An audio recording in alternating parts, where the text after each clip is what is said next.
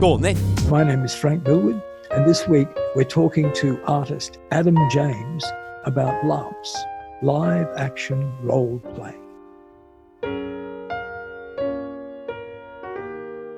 This is used often in psychology as a role play idea for the working out of, various issues to do with the way in which people interact with one another. So where does that fit? Well, it's you're right. Some of the roots of LARP are in things like psychodrama. Moreno's role playing psychodrama. Yeah, psychodrama, and of course Auguste de Boal's Theatre of the Oppressed. So it has its roots in that kind of transformative, cathartic, therapeutic process, but it has, of course, merged with games design and military role play exercises and those kind of things, in much the same way that people will go to the theatre for a whole host of different reasons. In the same way that you might choose to look at a particular painting for a set of particular reasons, or watch a film because it challenges your position politically or whatever it is. And so LARPs are that again, but I suppose kind of magnified because you're putting yourself directly in the action. How do you explain this as art? There's like a few strands to that. One of them, I suppose, is it's kind of a bit on the peripheries of what I would call are its application and use and relevance to like more pedagogical kind of practices, but within the arts kind of context, arts education, which has kind of come latter, I suppose, for me at least anyway. But for me, primarily, I suppose I've always been kind of driven by a desire to like, how do I take those moments, that experience, and does it necessarily have to be recreated or shown for an audience secondary or not?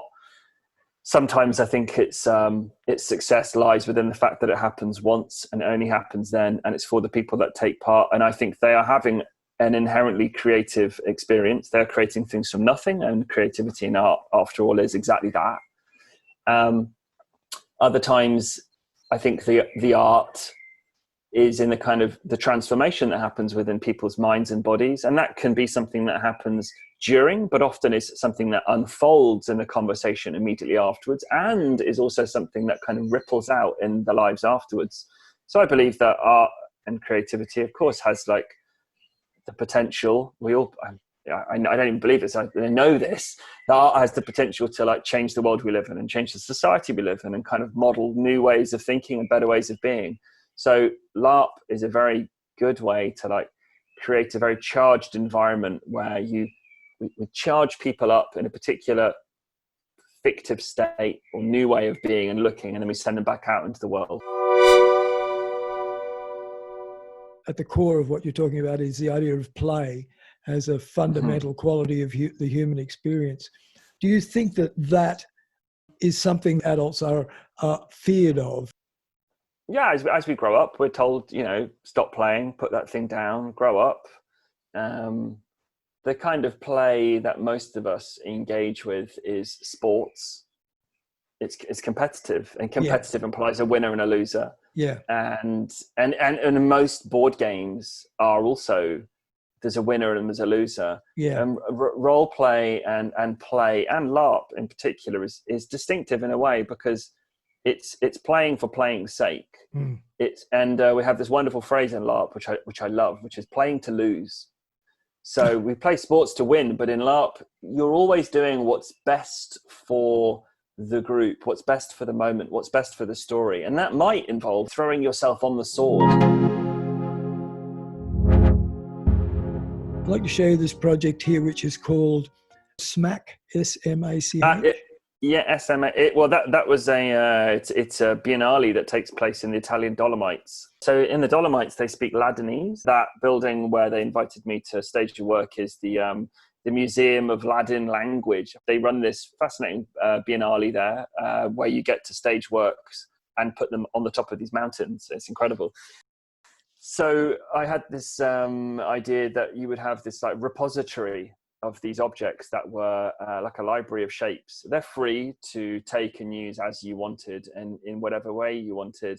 But the idea was that you would you could come and take an object, and by you, anyone who lived in your neighborhood, in this strange, remote, idyllic village high up in the mountains. And you could borrow the object on the basis that you used it to instigate some form of exchange between you and one other person or group.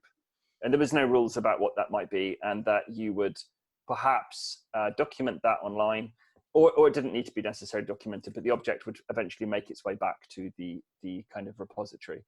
I think the idea was wonderful. I think the kind of execution of it was problematic, partly because of the material I chose to use, foam and sponge, and it being up in the mountains, which are slightly breezy at the best of times. Yes, of and course. Like, you know, so a lot of these sculptures like had a life of their own and were like found like on top of other mountain ranges.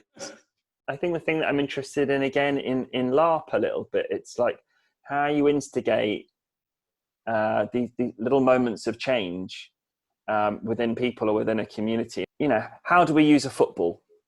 And the way we use a football, of course, a football invites a particular type of play and a particular type of role. And you might think of that as a kind of character. And a football, of course, invites more than one person to play with it. But what happens when that object isn't a football and instead it's a kind of abstract peach-colored cube with tendrils poking out of it? What does that invite us to do? What kind of character might use that?